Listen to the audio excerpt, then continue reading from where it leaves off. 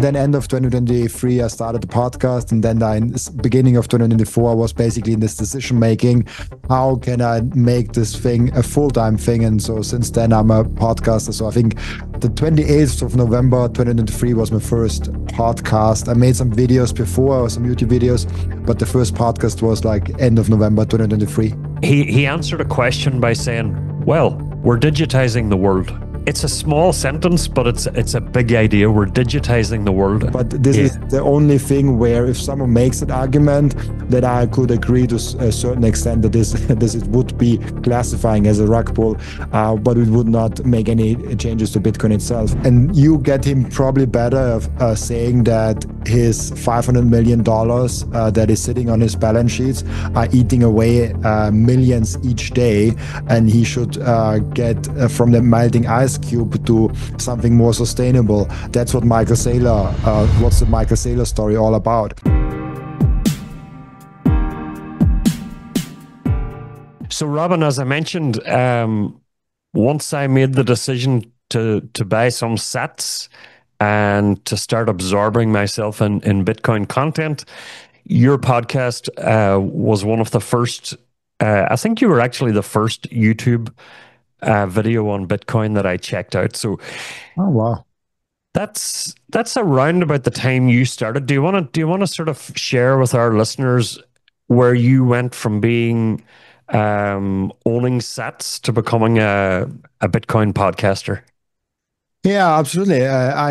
I realized that Bitcoin is something bigger than just an investment, just a savings technology, as so many of us have realized. That for me, Bitcoin is a fork in the road, a paradigm shift, if you so will, something like the printing press, something like the steam engine, the telegraph, like a new base layer basically for our civilization, a financial base layer for our civilization. And if you realize that Bitcoin is something way bigger than just an asset, just an investment, or even bigger than just money, because it's really just a base layer of our financial system for our civilization. If you realize that, all of a sudden you're like, I want to be part of that revolution. It's more like a movement. It's like being part of something really huge that is way bigger than yourself. And if you realize that, there's no question in your mind that you want to be not only putting your financial energy into this asset, you also want to put your time and your energy, your actual energy into this asset. And so I realized that in early 2024, where I already was 1 year on Twitter. I was very active for 1 year on Twitter. I think I made like the post around 50 posts per day on average with the replies and all of that. So I was very, very active on Twitter for the whole year of 2023. And then end of 2023, I started the podcast. And then in beginning of 2024, I was basically in this decision making. How can I make this thing a full-time thing? And so since then, I'm a podcaster. So I think the 28th of November 2023 was my first podcast. I made some videos before, some YouTube videos, but the first podcast was like end of November 2023. Yeah, and that's sort of around the time where I was starting to buy sats. Obviously, from the first time that I bought a few sats, that first purchase is like an experiment, really. You sort of push the button to see, does it work? And then you go off and you think to yourself, well, how many more sats will I buy? So during that period of time, that's when I found your podcast. And obviously, I think you must have been brand new at that time. Robin, I want to dive in a little bit into your friends, your family, your neighbors, when you get together for, so I was recently back in Ireland for my school reunion, and there's 50 or 60, obviously, guys my age. I'm the only Bitcoiner. And I didn't even tell them that I'm podcasting about Bitcoin. I was just asking them if they had heard of Bitcoin. So I'm just trying to get a sense of do your family and friends think you're crazy, or is there some people who get it, or what's that like, that difference between the Robin on screen and the Robin off screen? Um, I, I hope I do a good job of being like as close to myself on screen as I'm off screen. But like it's never 100%. Like it's always a little bit different, obviously, because like you are aware of the camera and you cannot ignore that fact. But it's interesting when you think about the friends in your circle, because in the so there's like a difference between the inner circle that is very close with you, and I think a lot of Bitcoiners go through that. They have maybe there's like a one very good friend, or like that one great like partner in your family that is very close to you that also gets Bitcoin. But then there is like kind of the outer circle of people that you know, and people you also care about, people that you also maybe see on a regular basis, maybe weekly, maybe monthly, maybe just once a year on a like a big family gathering. And those people are not that into Bitcoin. So there's this main difference between, for example, my girlfriend, she's fully into Bitcoin. There's my cousin that is fully into Bitcoin. There are a few of my mom, my dad, my sister. They are mostly into Bitcoin. They're not fully there yet. And so they are they don't look at me as crazy. They actually are extremely inspired, and they actually see all the good things that I'm doing with the podcast, but also with Bitcoin.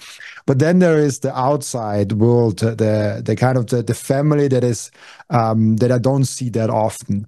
For them, Mm, I still have to explain why Bitcoin is not consuming a lot of energy, why there is only 21 million Bitcoin, and why this is a good thing and not a bad thing. Why you can divide every Bitcoin in 100 million Satoshis, and all of those things, that all of those very basic things that on most Bitcoin podcasts we take for granted, we have to explain in those situations. And that's why I say everyone that listens to those podcasts mostly is a big Bitcoin expert compared to the normal people.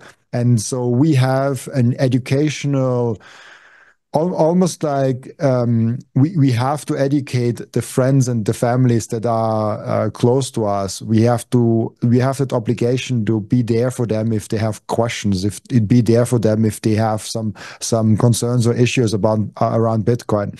And so it's very different in that perspective.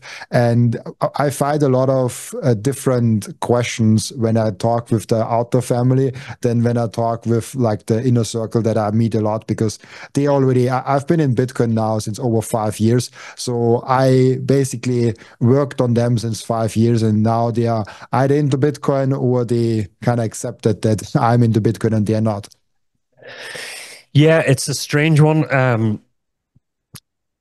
I I probably have one person in my sort of inner circle of friends or family who owns any Bitcoin at all. My nephew back in Ireland, he's actually I'm going to guess maybe a year or two older than you. And he got into Bitcoin at the same time. So his bag is still predominantly Bitcoin, a little bit of ETH, a little bit of Sol, a little bit of Cardano, a little bit of, and so I shoot voice messages to him all the time. We back and forward, and he's been a great source of support to me, but also with my evolution as a Bitcoin podcaster, and obviously sort of my education is moving now at a faster pace than him. He reaches out to me sometimes, despite the fact that he's been in Bitcoin 3 years longer than me. He'll reach out and he'll say, "Hey, did you see that interview today? What does that mean?" Or what? And I think it's important to have one person, either as a friend or a family member, who gets it, because otherwise it would be a very lonely world, right? Because what I've discovered about Bitcoin is once that penny drops inside your head and you get what Bitcoin is, you go through this phase where you can't understand why everyone doesn't get it, right? So when you meet other people who either don't know about Bitcoin or they criticize Bitcoin, you can't understand their logic, and it takes a bit of time to get used to. I made all of the classic mistakes, I guess, where I tried to orange pill too many people, and a lot of them pushed back against me, and I made all the classic mistakes. So I also wanted to ask you, Robin, about you and I met in Prague back in June. It seems like a long, long time ago now. Back in June, we had a conversation for a little bit of a conversation there. Um, my experience in Prague was phenomenal. I was so happy that I went. Now it's a long way from New York, but what I learned in Prague was generally the people who were there, mostly Eastern European, Central European, their perception of Bitcoin and their understanding of Bitcoin and their hopes and dreams for Bitcoin vary slightly than what I'm used to in Western Europe, for example, Ireland. And so you're Austrian, and I just wanted to get a sense of your perception on, do you think that's a valid observation that there's a difference between Western Europe and Eastern Europe in how Bitcoin is perceived? I think there is a very different perception for every single individual, depending on where and how they grow up. So someone that lives up very rich and in a wealthy family, and if he gets Bitcoin, he looks at Bitcoin very differently. If someone struggles there all their life and maybe even saw their parents struggle with money, no matter if it's from which country it is, but there's obviously different countries have different wealth statuses, and so you will see different kind of meanings towards what Bitcoin actually is. And when we look at places like Germany, they are very concerned about being observed from the state. They're being very concerned about digital privacy. And so they are a lot into running their own nodes. They are a lot into like self-custody and a lot into privacy tools. And a lot of those things come also from Germany. And other states, for example, in Europe, are not as much into that. And then there is, even outside of that, maybe there is Africa, where they are not that much into the privacy aspect because it's not a concern in their mind. They're just saying like, hey, I want to have peer-to-peer cash systems and something where I can store some Satoshis in there.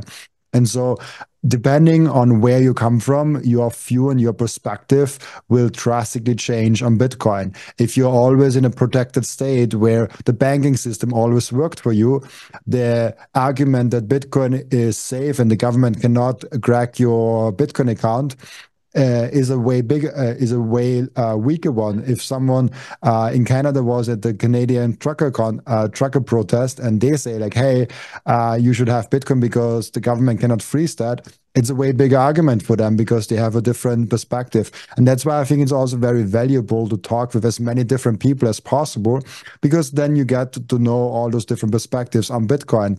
And you actually see that Bitcoin has a lot of different use cases for many different people and many different backgrounds. So it's less of a country by country basis. It's more of like the individual person, because you can be a very wealthy individual and have no problems at all in Nigeria. And you could be a very poor person with a lot of different financial struggles in Germany. A rich person in Germany maybe looks at Bitcoin the similar way as a rich person in Nigeria, where an average person in Nigeria looks very differently on Bitcoin than an average person in Germany. So, because they're just different wealth standards. So it is a difficult conversation, but in general, like with different backgrounds, you will see different innovations at different times and at different out of different perspectives. But one thing I wanted to note, because I think it's very important to always hammer that down, because you mentioned your nephew that is also into altcoins, and I think this is I've changed my stance on that a bit. Where in the beginning I was very drastically against altcoins, and I was very harsh against all the altcoins. I'm a little bit changed now with the Bitcoin, because I'm very much a person that says I'm a free market maximalist, and I want to let all the projects live because the free market will take care of them. And I personally think that the free market will remove all the altcoins in the long run. If we talk about 20, 30 years, we've already seen that with some altcoins, because there's a lot of altcoins that went up a lot and went down a lot and crashed down again. But there's still some like Ethereum or Solana that has been around for a longer time, and they seemingly not go down that fast. But then there's a more important issue at hand, where if you think about where do you want to put your focus, where do you want to put your energy in? Do you want to put it in Bitcoin or an altcoin?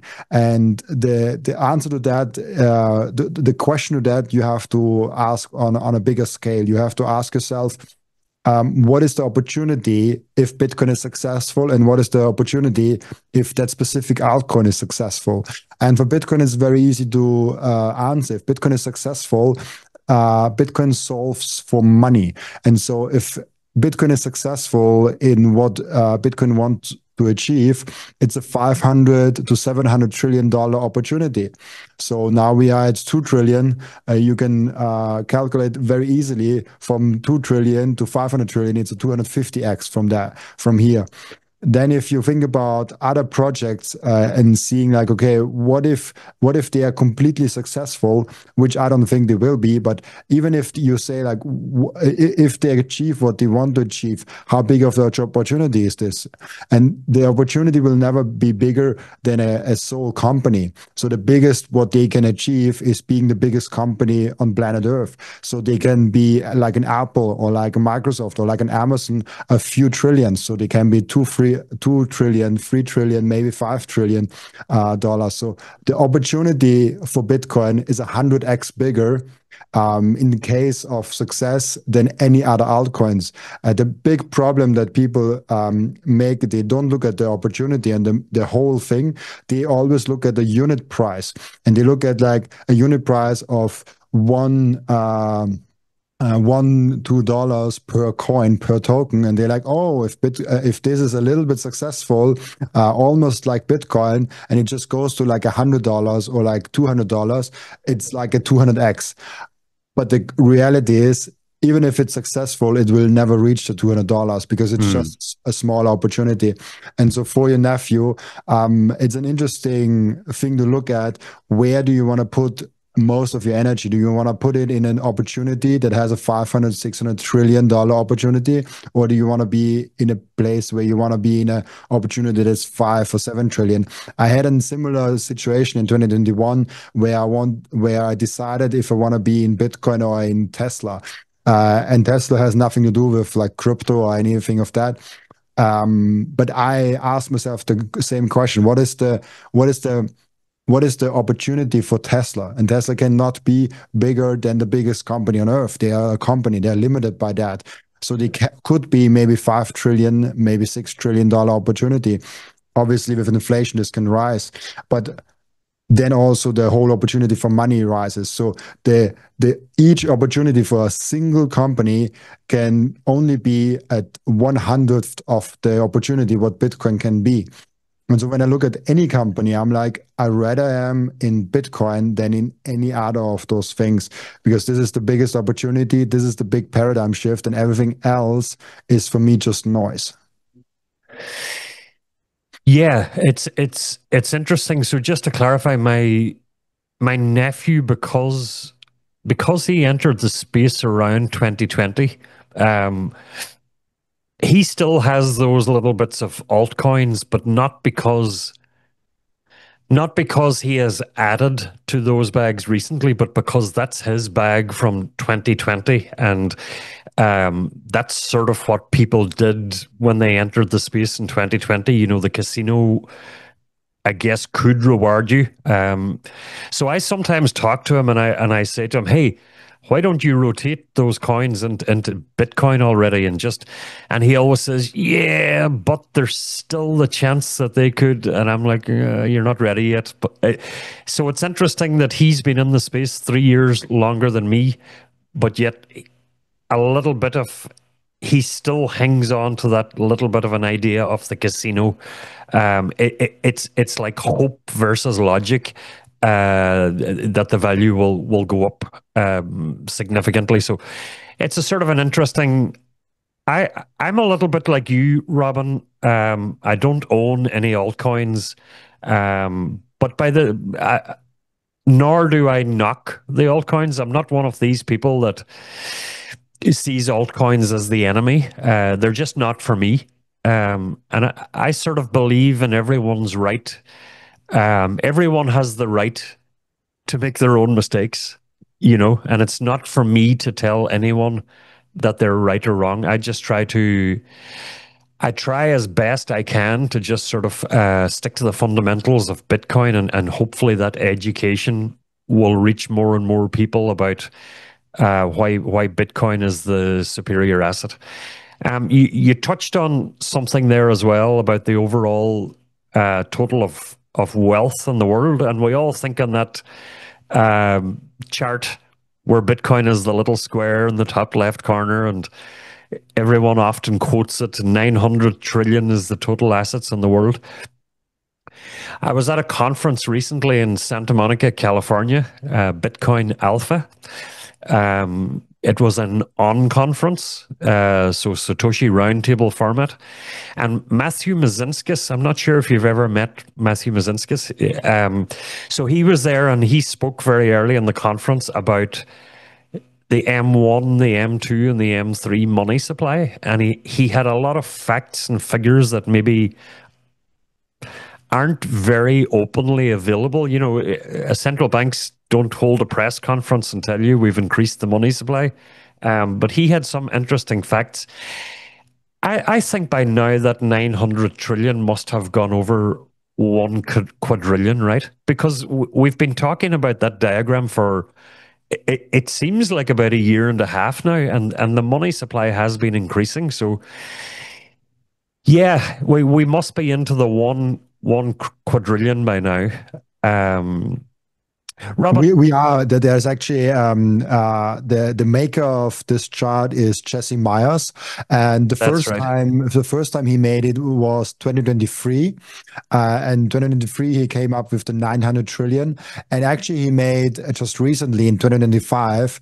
I mean, it was now a couple of months ago, an update on that chart, and now it's 1,000 trillion US dollars. So it increased 100 trillion dollars from there. And he also made an interesting observation of not only that it increased by quite a lot, but also what did increase and what did actually decrease.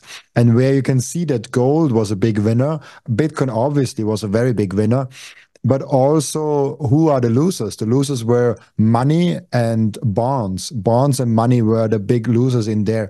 And there you can see in the last 2 years, and probably if you do the same thing also over the last 10 or 20 years, soft money loses against hard money. And it was just fascinating for me to see this from this chart, where he made an update after 2 years that the hard monies, gold and Bitcoin, are winning, and the soft monies like money and bonds are losing. And then there is also art and collectibles in there, which kind of stayed the same. I think real estate won a little bit, but kind of stayed the same. And I don't remember. Oh yeah, equities. Equities also won a little bit. They're also up a little bit relative to the other ones. All categories went up in absolute terms, but relative bonds and money lost, and the other ones won a little bit from them. So, Robin, just to put this conversation in the context of where we are, we're shooting this on November 4th. Sorry. October turned out to be Downtober, which I think came as a huge shock to everyone. Moonvember, not off to the best of starts. There's been a lot of commentary recently, Robin. Now, personally, I see this type of commentary as noise. I try to stay zoomed out.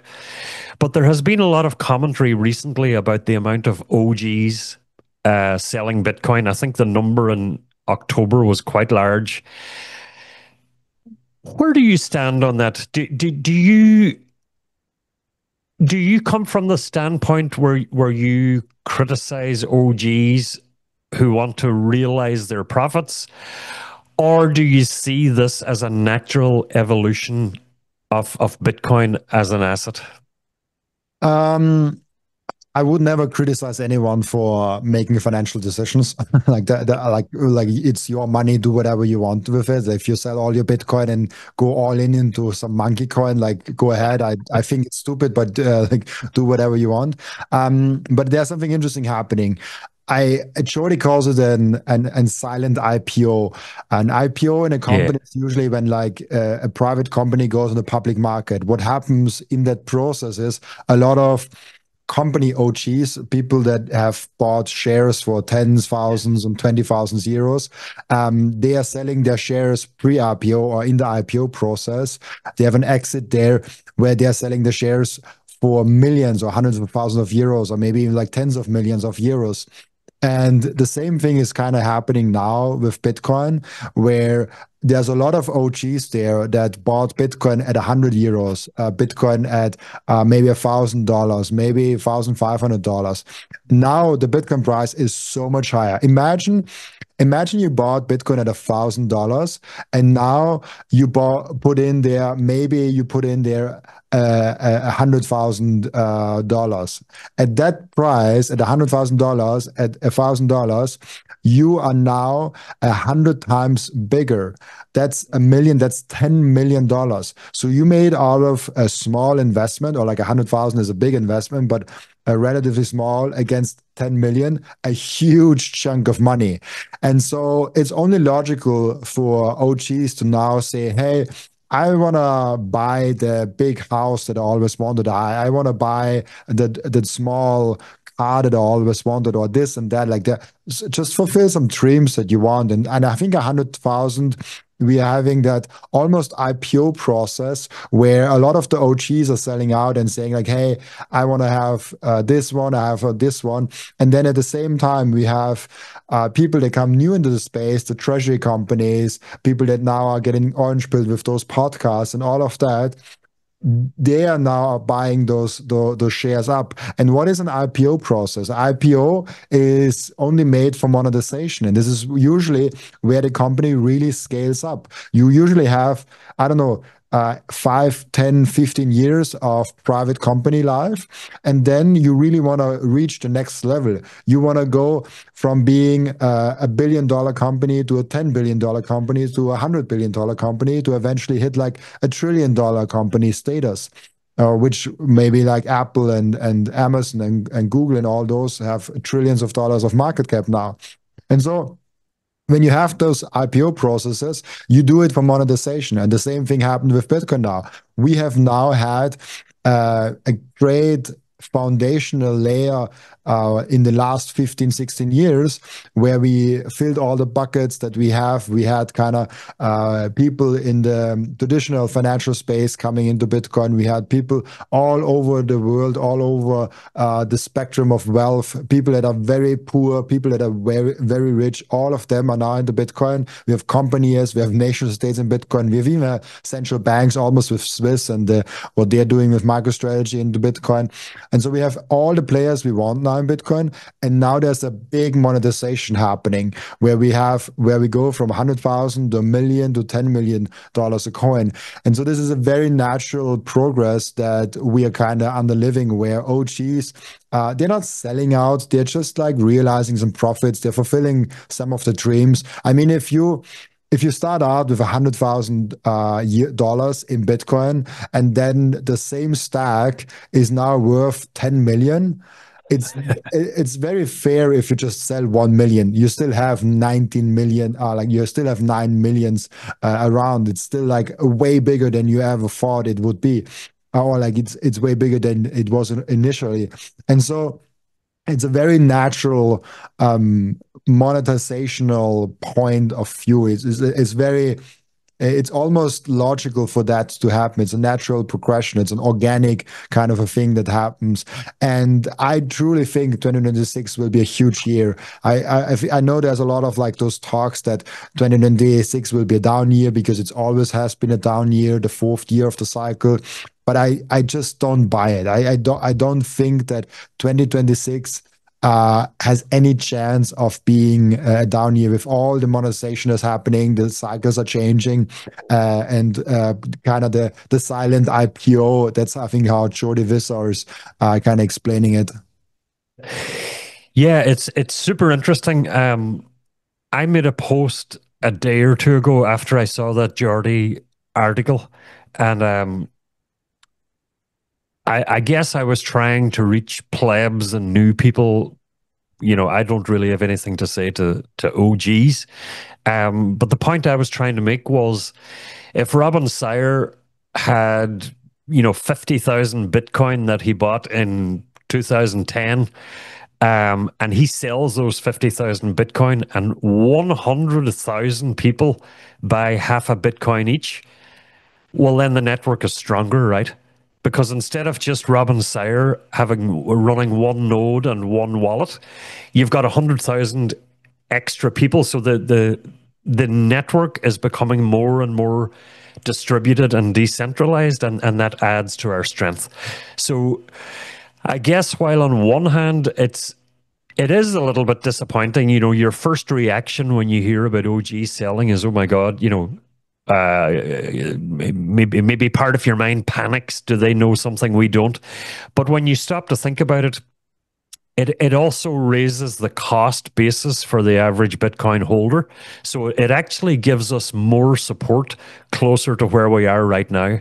And I think the other point I made was, if, as always happens when the FUD happens, instead of one emotional OG making a quick decision to sell in the future, that's maybe up to 100,000 people who would have to make a decision to sell to bring the price down by the same distance in the future. So the more distributed we become, in some ways, the better.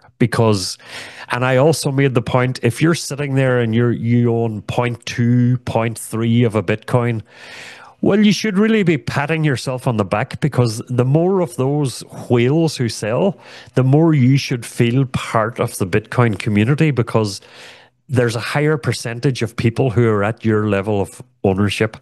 So I guess I can understand the people who are looking at it and saying, oh my God, like I saw a post a couple of days ago, and one guy said, we've been through this, we've been through that, we've been through the other, and now we're rug pulled by the OGs. He was furious with the OGs. I guess I can understand that a little bit, but I try to look at it in the longer term, and I think in the longer term, I don't know if I would describe it as an IPO or not. I'm kind of at the stage, Robin, where I'm getting a little bit. I've been spending a lot of time thinking recently about these two forces that are coming together, Wall Street and Bitcoin. And I draw the analogy of two tectonic plates, right? And they're coming together, and sometimes the floor is shaking. Um, yeah, the IPO, I understand it, but I'm a little bit sensitive about the financialization of Bitcoin. I had this conversation with Jeff Booth recently. I spoke to Jeff Booth 2 weeks ago. It was a great honor to have him on the podcast. And he really, really challenged me about my perception of a Bitcoin standard in the future. Which tectonic plate is going to win that battle? Is Bitcoin going to Bitcoinize Wall Street, or is Wall Street going to financialize Bitcoin? It's an interesting way to look at things. Certainly, being based in the United States, people tend to talk about Bitcoin in the same way that they would talk about, oh, I don't know, they talk about puts and calls and options and doing a trade. And whereas I think what I saw in Eastern Europe was more, people get to their allocation of Bitcoin, They get it into cold storage. They don't want to trade on it. It's in cold storage.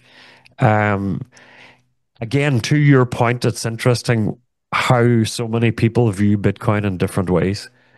Um, I wanted to go back to what you just said about uh, 2026 in a lot of people's eyes would be historically would suggest that it's a down year in the 4-year cycle.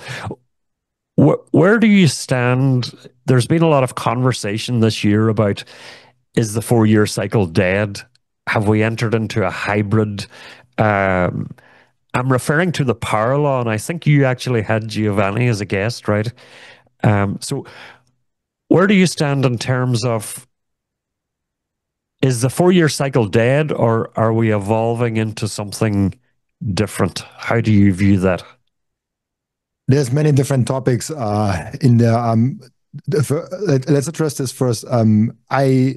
I think the 4-year cycle was always dead to a certain extent. It's just that it came out to be the 3-year and then 1 year down, 3 years up, 1 year down, and it's just a question of time till this no longer is the case. Just because Bitcoin will mature, and Bitcoin has those very short commodity cycles almost, and usually commodity cycles are longer. So I think there will always be some sort of cycle in Bitcoin, because it's an asset that people can buy and sell, and so there will always be some correlation to some coin kind of cycle. But it's very unlikely. So I don't think, I'm now 27 years old. I think within my lifetime, the 4-year cycle will die, and maybe even like next year already. I think next year has a very good chance of being an up year, just because this year was no blow off top. If this year we would have a blow off top with like 200,000, 250,000, and now we are going kind of in this direction, then maybe 2026 would have been a down year. But the bull market, because so many OGs, because of the $100,000 have been selling, this is kind of the reason for it to be a little bit dampened, and has then more powder, more buying power in 2026. And the more interesting question is basically for me that it doesn't even matter if it goes up or down. If you really are interested in Bitcoin, with every Satoshi that you buy a little bit more freedom. With every 0.1 Bitcoin, with every 0.0001 Bitcoin, you buy a little bit more freedom for yourself and a little bit more sovereignty for yourself. And this is the important thing. If it goes down, you should be grateful and thankful for this dip, because you get now, for the same amount of dollars, more Bitcoin. I always do this in front of my live streams, where I say, hey, right now for $1, you get 947 Satoshis, 850 Satoshis, 1050 Satoshis, whatever the amount is. And this is the big thing that you have to realize. You want to have as many Satoshis as you humanly can accumulate at some point. And I think this is the more important point. Also interesting in there, you mentioned OG's rug pulling us. I don't see it quite the same way, because I think you cannot rug pull in Bitcoin. Rug pulling for me is when an insider pre-mines a coin and then dumps him on the market. In a way, there's not a person that really can rug pull Bitcoin, because they all had to work for Bitcoin. Even Satoshi himself opted into, he has to work for every Bitcoin that he has. Like, even he made some security things where he has no advantage over other people. Other people can mine exactly as he mines. He was very, very making sure of that fact. And so you could make an argument, if he dumps his 1 million Bitcoin, this is not a rug pull in my point of view, but this is the only thing where, if someone makes that argument, that I could agree to a certain extent that this it would be classifying as a rug pull, but it would not make any changes to Bitcoin itself. And the other interesting thing that is happening, and that you addressed this, and this is a very important point, that's why I want to double down on that, is with every OG selling and with every new person buying, we are distributing the network. And that's Yeah. naturally how Bitcoin will progress, because it's a proof of work money. It's not proof of stake. Proof of stake is the rich people in a network get just richer just because they're rich. In a proof Yeah. of work concept, the people that work the most get richer. And so just having a lot of coins doesn't give you any advantage. You don't have any more say in the network. You don't have Yeah. anything more to give. Like, Michael Saylor has the same voice in Bitcoin as everyone else, because it doesn't matter how big your stack is. It doesn't matter how strong your voice in general is. And a random guy can have the same voice as Michael Saylor in the Bitcoin community. And so the network is not dependent on a big stack. The network is dependent on many different people are defending itself.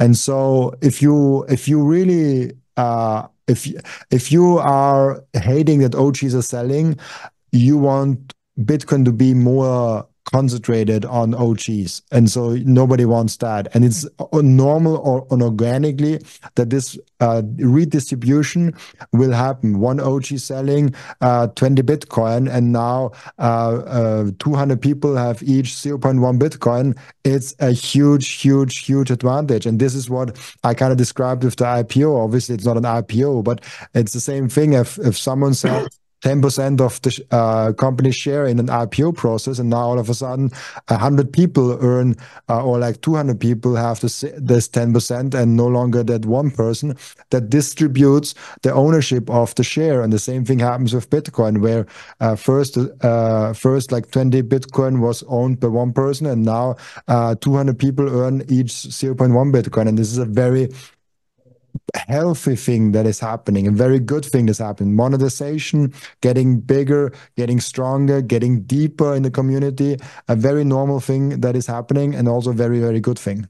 I want to tell you about something very special to me. It's called Microseed. If you hold your Bitcoin in self-custody, and you should, you know how critical it is to secure your seed phrase. You should not have them on paper. You should not have them on anything else than titanium. With Microseed, you can engrave your 12 or 24 word seed phrase, the entire seed phrase, onto a 1-inch small washer. Yes, just one washer. All 24 words on that one washer. You can hide that thing everywhere. And even better, you don't need to buy a new kit every time you have to get a new wallet. You can make unlimited backups, because Microseed is not selling the washer. Microseed is selling the device that stamps the washer. So you get the full kit with the device, with the washers, with the hammer, with everything you need to get started today. And you can make with that unlimited amount of backups. Go now to microseed.io. Again, that's microseed.io to get your last backup tool you ever need. The most important thing for your Bitcoin journey is not buying Bitcoin, but it's how to keep them. And yes, you have maybe the right tools, but how do you actually go ahead and stick it all together so it's the most secure for you personally? Self-custody is a deeply personalized journey, and the Bitcoin way is helping you exactly finding that correct setup for you personally. They are also helping you with securing your own cybersecurity. And if you want to go one step above all that, you can even get a consultation for a Plan B residency. Go to thebitcoinway.com/Robin and you will get a 30-minute free consultation. I finally and officially mine Bitcoin. This is not just something to stack more Satoshis, but it's most importantly also to support the network. Individual miners are the ones that keep the Bitcoin network decentralized. And by the way, you get KYC free Bitcoin. That's why I use simplemining. I get an actual proper Bitcoin miner. They set it up for me. They repair it if it breaks down. And most importantly, they let me choose the pool and even connect my own full node. I'm completely sovereign and I'm completely in control, and I can sign up with Ocean, no account needed. I just give them a Bitcoin address and then there's mining going on. No KYC, nothing. So if you're ready to mine Bitcoin, go to simplemining.io, tell them you come from Robin, and let's mine Bitcoin together. Yeah, I agree. Robin, we're at a very, very interesting and exciting stage. I feel.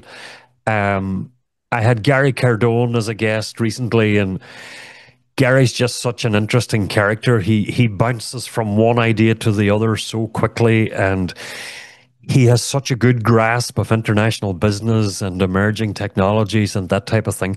And one of his quotes that stayed in my mind was he told me he answered a question by saying, "Well, we're digitizing the world, right?" So that it's a small sentence, but it's a big idea. We're digitizing the world, and where I'm going with this, Robin, is as as Bitcoin continues to evolve and mature through these past couple of years, we're also seeing the rise of AI. Almost every Bitcoin conversation that I've been involved in this year also includes a conversation about AI. Do you see do you see AI almost as a distraction to Bitcoin in the sense that some of those OGs may be rolling out of the matured asset into what they see as the latest emerging thing? Or do you see AI in some ways helping to bring the concept of digital money front and center of people's minds? Where do you stand on that? I think b- I think AI will actually accelerate Bitcoin adoption because of two reasons. We will have agents, and I don't think agents will be bought with fiat currencies. They will be bought with Bitcoin. And then the other thing is, I think more education, more distribution of knowledge, more um, basically processing of information that was AI doing can only be good for something that is Bitcoin, because we know once you get educated on Bitcoin, you are for Bitcoin. I've never met someone that is really informed on Bitcoin, has an open mind and no incentive against Bitcoin, that is still against Bitcoin. Like nobody ever is that. And so educating the world and bringing more information to the world can only accelerate what Bitcoin is doing. And AI is one of those deflationary forces, because you talked about Jeff Booth. We have a major deflationary force on the world, and Bitcoin is kind of just showing that. It's not realizing that, it's just showing that we have this deflationary force, that AI and technology thrives onto this world. And so AI and Bitcoin actually go really, really great together. They're better in the combination of them as they are as a distraction, because Yeah. it's almost like if you have, I don't know if you're a football or soccer fan, if you have a great player on your team and you get another great player on your team, it's not a distraction from the other great Yeah. player. It's an addition. You have now two great players on your team that are star players. You want to get 11 great players on your team. And so AI in the same way is as Bitcoin and AI is kind of a great combination that are amazing together. And there are other things that are in intersecting with that. There's the internet, there's electricity, there's all those innovations and tools that we have that are going great together, and they're not hurting each other. They are actually feeding each other. They are enhancing each other. They are an addition to each other. And I think that's the way of looking at it. Yeah, I agree 100%. In some ways, AI is changing our perception of the traditional established world order, much in the same way that Bitcoin is. So I think the two things, one is helping the other. I am a football fan, Robin. That's another thing that links my nephew and I. We both support a team in London called Tottenham, uh, which explains why my hair is very grey. Tottenham are one of those clubs that, oh man, they make you want to pull your hair out. They're almost a top club, but not quite. Robin, we're getting close to the end of our hour. Would you share the opinion that so when New Year's Eve comes along, I'll be podcasting for 1 year. And during that year, I've met lots and lots of people from lots of different parts of the Bitcoin ecosystem. Would you share the opinion that podcasting is perhaps one of the best ways of continuing your education in Bitcoin? Because to interview your guests, you have to do your homework, right? That's an interesting one. I think there are many different learning types. There's many different people that learn in different capacities. There are people that learn better with writing things, reading things. There are people that learn better with like hearing things. I have to say, having a podcast, and now I think 650, somewhere along those lines, episodes, and probably around 600 different guests, maybe 550 different guests on my podcast.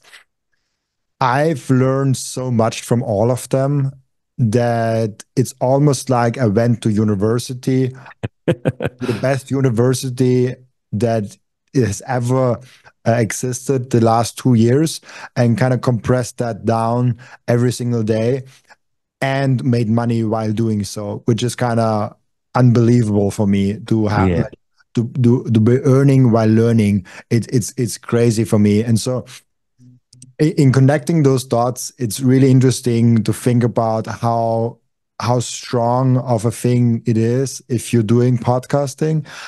Um, but there's many different ways of someone learning, because there's a lot of work that goes ahead with a podcast, all the administrative stuff that you have to do before the podcast, after the podcast, the post-production, the getting the guests, all of it that comes with a podcast. So like 1 hour of podcast conversation leads to 5 hours of more work. So we already have so many great podcasters in the world. So it's, if you just want to learn a lot in the world, if you're just out for learning and you don't care about personal branding, you don't care about anything else, you just want to learn, it's probably more efficient to just listen to the conversations in like 1.5x speed, and maybe read the books of the guests also, if you just want to learn. Even though I've learned a ton with podcasts, I've learned just by doing podcasts, but I also learned a lot by listening to other podcasts. Like all the Yeah. business and all the podcast knowledge, all the personal branding knowledge that I have, it comes basically from podcasts on YouTubers and other content creators. Like there's not just podcasts, there's in general content creators and educational people on the internet are extremely helpful for our society. And so I like, if someone says like, oh, I'll just start a podcast for learning, if that's your only mission, you just want to learn, probably just learn from the existing podcasts. If you also want to do personal branding, if you maybe have a company, maybe you have a product to sell, maybe you have like other things in the works, in the making, then it makes a lot more sense. But yeah, like it's a fun way to learn, that I can agree with. So I hadn't planned to ask you this question, but your answer led me there. One of the ambitions. So my initial ambition for starting this podcast was, I didn't want Sam. I didn't want to just leave Sam some sets. I also wanted to leave him the education to go along with it. I wanted him.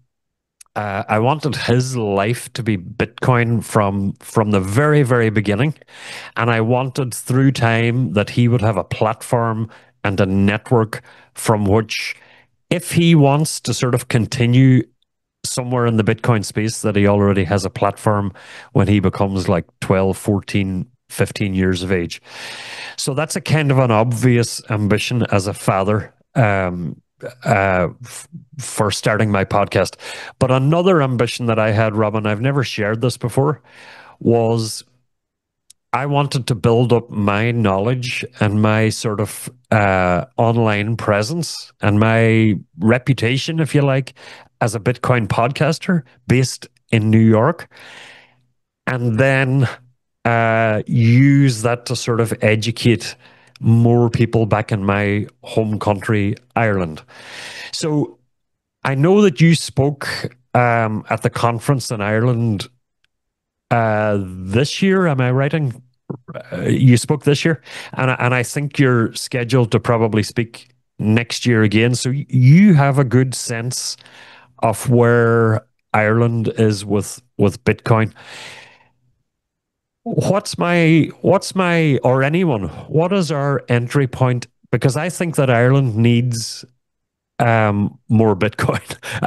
I think every country, every people needs more Bitcoin, but especially Ireland. And I feel that responsibility to be one of the people who educates. What do you think the starting points are for trying to reach more people in Ireland as an Irish American podcaster? I think with every country, you have to figure out what is the pain point. We spoke in the beginning of the conversation, kind of like how different parts of the world look differently at Bitcoin, and this is not only how they look at them; it's also like how you get them into Bitcoin.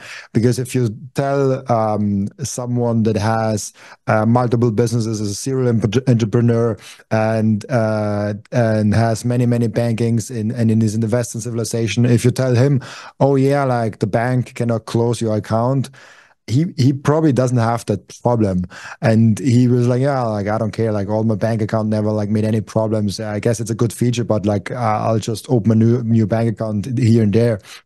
Or like if you tell him, oh yeah, you can transfer money like back to Nigeria cheaper, he's like, yeah, I don't care, like I just eat the fee. And you get him probably better of saying that his $500 million that is sitting on his balance sheets are eating away millions each day, and he should get from the melting ice cube to something more sustainable. That's what what's the Michael Saylor story all about? Yeah. If you then talk with someone that is in Nigeria and he's having problems even saving just a little bit for himself, he has no melting ice cube. Like the story that got Michael Saylor in Bitcoin will not get a random kid in Nigeria into Bitcoin. He has different pain points in his life, and he has different needs in his life. And so if you find the pain points in someone's life and show them how Bitcoin kind of solves them, that's the most effective way to get someone in Bitcoin. Now, I was now already 3 times in Ireland, but I wouldn't say I'm an expert on Ireland with my 3 times of visits. So figuring out what are the main pain points of the Irish community of Ireland in general, and seeing like what is the thing that Bitcoin really can solve for them. But I guess it also comes down on an individual basis, because not every Ireland person has the same needs and the same problems. It depends on their wealth status. It depends on what family they're coming from, what situation they have. Are they used to sending money across the borders? Like I'm now used to sending money to America, to Australia, to all the different parts in the world. And I now only want to do it in Bitcoin, because fiat is such a bad system to sending money outside of your own country. So I love Bitcoin in that regard, and I really got to learn about it really nice in that regard.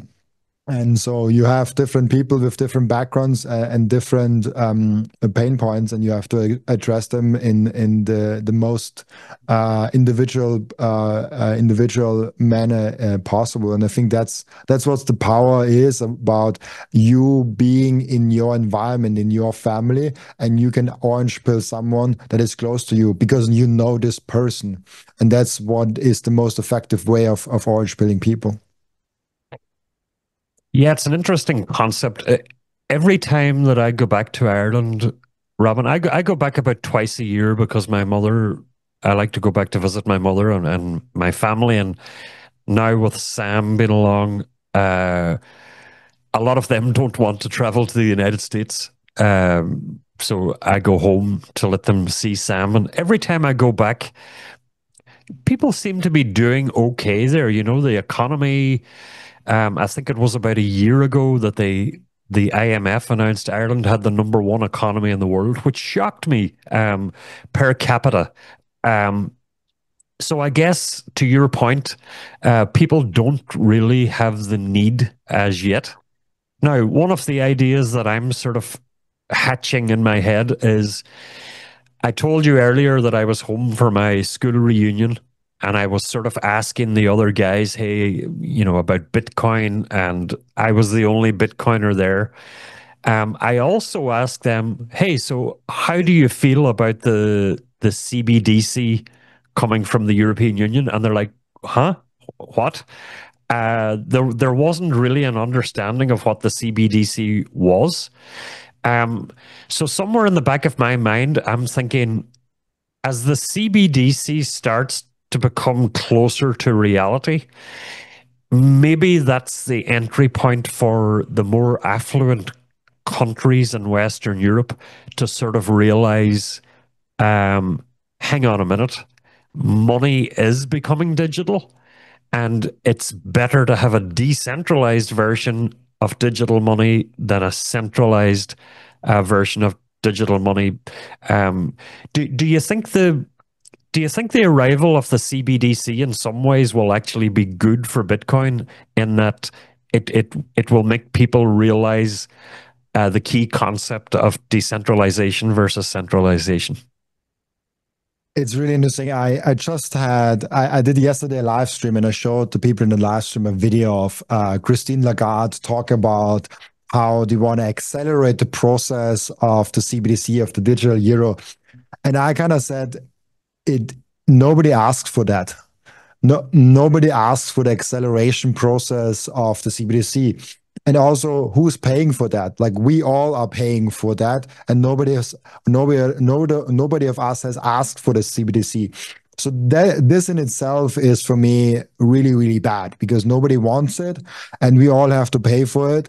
And it's rolling out, and the ECB is pressing on it that it goes as fast as possible. Now, granted, they said, oh, it will come in October. Now they have said the pilot project will come in 2027. Yeah. And if the pilot project comes out good, then in 2029, the actual rollout of the CBDC comes. So I do think we have still quite some time. And if the government says, oh, it's 2029, you can almost guarantee that it will be probably 2032 or something like that, which is Yeah. a good thing because we have two main paths in front of us. And you're right, it's all digital. Like physical cash, banknotes are gone. Like, Yeah. like if you're not 95 years old, you will probably see digital cash being the only alternative. Like there's only a few years left that physical cash, bills and coins have left in the world. They will be gone sooner than you think. And so the only way forward is digital fiat or CBDCs or like all those things and crypto, in my opinion, also, or stable coins. This is all the same thing. This is the socialist way forward. And then we have the liberal, the conservative way forward of saying, hey, I want to preserve my purchasing power and I want to have the freedom rights that I deserve. I want to have the sovereignty rights that I deserve. And this is the Bitcoin way forward. And I think this is the way forward that most people will choose if they think freely for themselves and are not controlled by ECP propaganda. And so it's really interesting because nobody asked for the CBDC. They're clearly pushing it because they don't want to have freedom and sovereignty rights for their respective citizens. And so we have to choose Bitcoin. And this is the only way forward. You either choose a CBDC or you choose Bitcoin. There's no cash, no physical cash. It's gone already. Just like imagine it would be not there because in 5 years it will be reality. Yeah, I think so. I was born the year that Ireland voted to join the EEC. which was the forerunner of the European Union, the European Economic Community. And for a small country like Ireland at that time, we were a poor country. We weren't a very well developed country economically. The European Economic Community was an absolutely wonderful thing because it gave us the opportunity to trade with our European partners. Um, and personally, I'm very much in favor of like I love exploring the different cultures and the different traditions around Europe. But I have grown to be quite critical, not just as a Bitcoiner, but before I found Bitcoin, I've I've grown to be quite critical of what the EU has become. I think it has become increasingly authoritarian. I think it has become increasingly bureaucratic. Uh, Ideas which start off as maybe good ideas end up becoming these huge bureaucratic forces that almost restricts business. So it's counterintuitive to what the European Union was meant to be. So I, I, I think, Robin, without getting into a huge political conversation, I think my assessment of where the EU and its member states are right now is almost like Bitcoin itself. The EU is coming almost to an inflection point where up until now, the EU was seen as a force for good. It was a unifying union of states. But I think in more recent years, and I'm specifically referring, I suppose, to immigration, which is bringing this to the forefront, I think people are starting to ask questions of the EU and starting to ask questions like, well, you just said it. No one asked for this, or who is paying for this. So I'm quite optimistic that uh, in the next 4, 5, 6, 7 years, that the more the EU tries to impose this CBDC on its citizens, the more people will start to wake up and discover Bitcoin. But that's a whole other conversation that maybe you and I can have that conversation another time and dedicate 1 hour to it, because I talk to Americans all the time, Robin, about the US versus the EU, and there are some fundamental differences. The European Union is a union; it's not a federal republic, and I think a lot of Americans can't get their head around why an individual country would allow this bureaucracy to make decisions for it. So maybe we can revisit that at some point in the future. Maybe you and I can have an ongoing conversation about the CBDC and what it means for not just European citizens, but for Bitcoiners. But I think I've taken up enough of your time for now. I wanted to just get your assessment, Robin, before we wrap up, of what do you see as the main difference between being a Bitcoiner in Europe versus being a Bitcoiner in the United States? Um, just briefly on the EU versus USA, because it's interesting. I hear that all the time from the USA, like, oh, like why are you like doing, like, why this bureaucracy head on top of each country? The USA has the same thing basically with the Federal Reserve and with the federal government. Um, and actually, in the EU, if you look at it closely, many of the states actually have a lot more influence because most of the things every member state has to agree on. So if there's only one EU member that is against it, it completely blocks it. Uh, and so I find it interesting if Americans say that EU is overly bureaucratic and kind of government for the government. The same thing is happening in the US, and it was not the initial thought of the US. Like the US, the USA, the federal government was not initially thought of being so bureaucratic also and so overreaching. But in both cases, I don't like it. I would like more individual states and more individual countries to be more self-sovereign than what is currently going on in the USA and in Europe. Do the differences in Bitcoiners? I mean, again, it depends on the individual, but I think I beat that horse already too much. One of the things that I've seen in the differences between Bitcoiners in the EU and differences in the Bitcoiners in the USA, I feel like, and maybe that's not true, but I feel like in the EU, because the privacy and all of those things are not as good from the overarching of the governments and the socialist agendas they have, they are a lot more into self-custody and running your own node. I think Germany is a very small country compared to the total of the USA, but Germany has not is number two on like how many nodes there are, full nodes running. So Germany and like America and in the European Union is very big on running your own node, being self-sovereign, and having self-custody.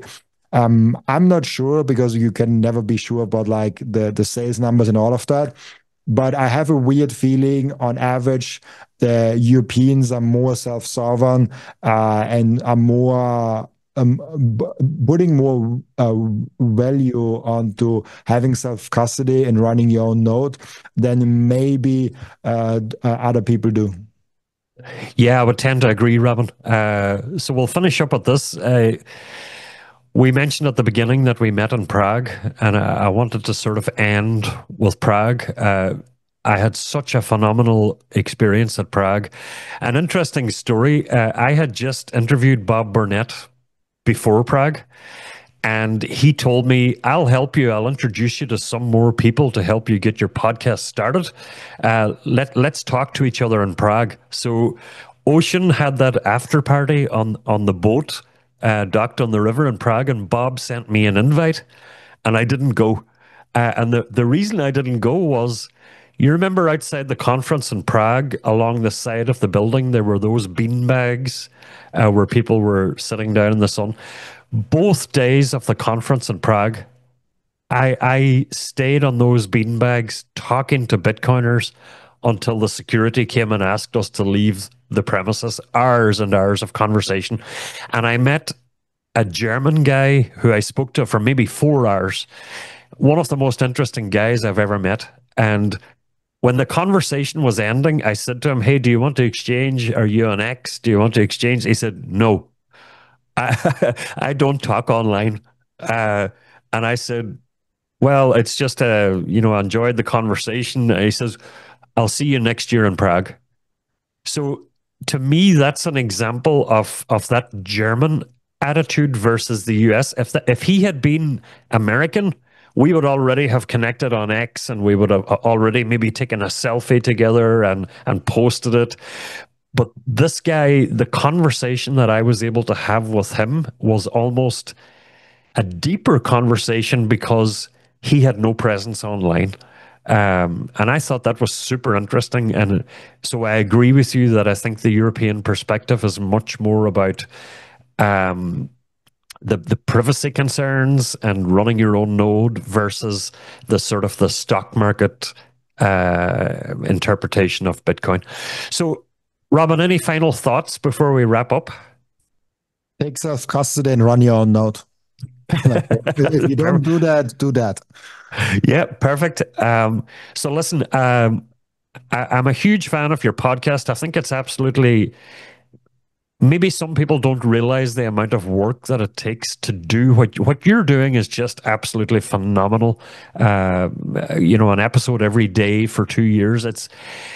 I wish you continued success with it. Like, I put out maybe 1 a week or 2 a week, and I know how much work it is. So for you to do what you do is absolutely phenomenal. You're reaching a lot of people, and I just wanted to sort of say you're valued, you're respected, your work is appreciated, and I wish, yeah, and I wish you continued success with it, and hopefully we run into each other at a conference soon. If not soon, I'll definitely be back in Prague next June. Awesome. Thank you so much for having me on, Sam. Thank you, Robin.